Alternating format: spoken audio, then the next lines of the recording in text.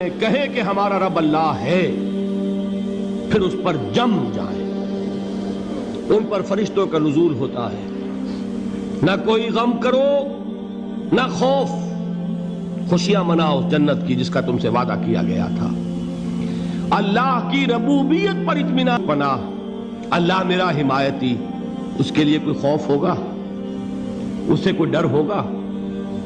میں مثال دیا کرتا ہوں ایک بہت سادہ، پنجاب کے دیہات کی۔ وہ بڑا چودھری ہے اور کوئی غریب کسان ہے، اس غریب کسان کے جانوروں کو ہر وقت اندیشہ ہوگا چوری کا، کوئی میری بھینس کھول کر نہ لے جائے، کوئی میرا بیل کھول کر نہ لے جائے۔ لیکن جس کے بارے میں یہ سب کو معلوم ہو کہ وہ جو بڑا چودھری ہے وہ اس کا دوست ہے، اس کی بچیا کو کوئی خوف ہوگا؟ اس کی بھینس پر کوئی ہاتھ ڈالے گا؟ اسے کوئی اندیشہ ہوگا؟ نہیں۔ کیوں؟ کہ وہ بڑا چودھری، بڑا اس کا یہاں کا سردار، جاگیردار، سب کو معلوم ہے وہ میرا دوست ہے، کوئی میرے خلاف اقدام نہیں کر سکتا۔ اس دنیا میں یہ چھوٹی سی بات اگر آپ کے دلی اطمینان اور سکون کا باعث بن سکتی ہے تو ذرا تصور کیجئے۔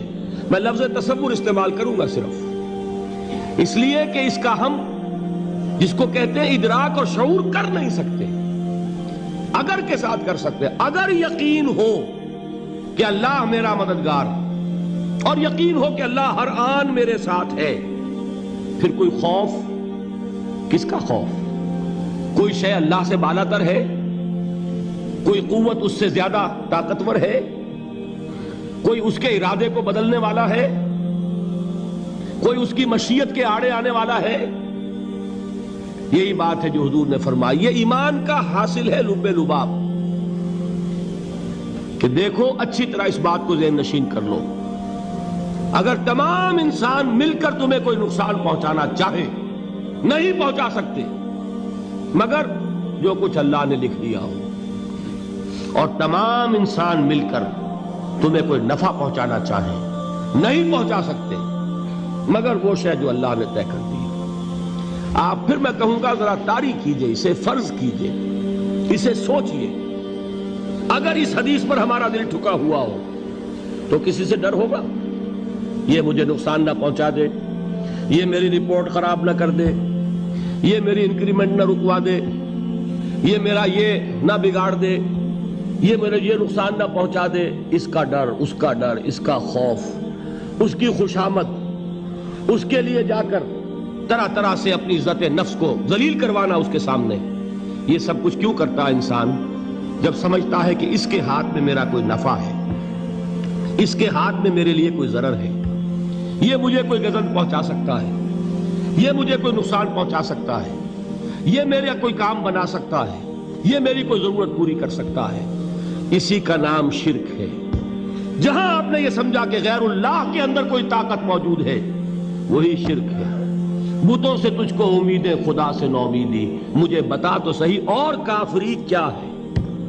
شرک تو یہ ہے۔ جس پر بھی تمہیں یہ خیال ہے، کلمہ ہے یہ کلمہ سوم، لا حول ولا قوت الا باللہ، ذرا اس پر دل کو کبھی جبیں سائی کرتے ہو، سب کے سامنے کیوں ہاتھ پھیلاتے ہو؟ ایک اللہ سے مانگو، ایک اللہ کے سامنے زمین پر اپنی جبین رکھو۔ لا فاعل فی الحقیقت ولا مؤثر الا اللہ۔ نظر آتا ہے ہمیں کہ پانی پیاس بجھا دیتا ہے، پیاس بجھانے کی صلاحیت پانی میں نہیں ہے، اللہ کے اذن سے۔ کھانا بھوک مٹا دیتا ہے، بھوک مٹانے کی صلاحیت کھانے میں نہیں ہے، اذن رب میں۔ دیکھیے یہی یقین تھا حضرت موسیٰ علیہ السلام کا واقعہ یاد کیجئے۔ سامنے سمندر آ گیا ہے، قوم دیکھتی ہے پیچھے